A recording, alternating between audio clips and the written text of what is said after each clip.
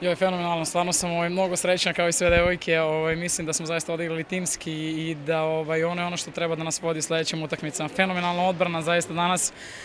jednostavno to donosi samopouzdanje ekipi i to je ono što danas presudilo sigurno.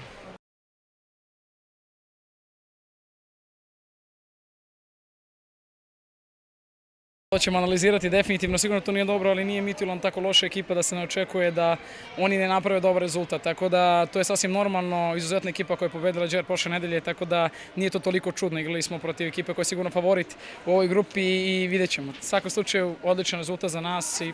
eto.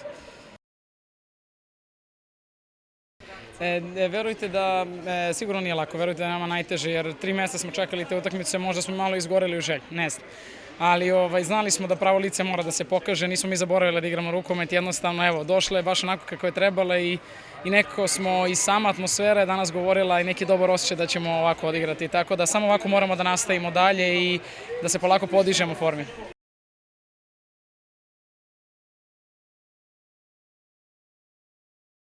Ona je zaista jedan sjajan trener i to se vidi iz godine u godinu kako ta ekipa igra, jako puno dobrih zamisli, ali mislim da danas jednostavno smo zaustavili sve te njene neke taktičke ideje, pre svega vrhunskom odbranom i onda nakon toga pokretljiv napad koji je danas donao mnogo lakih golova.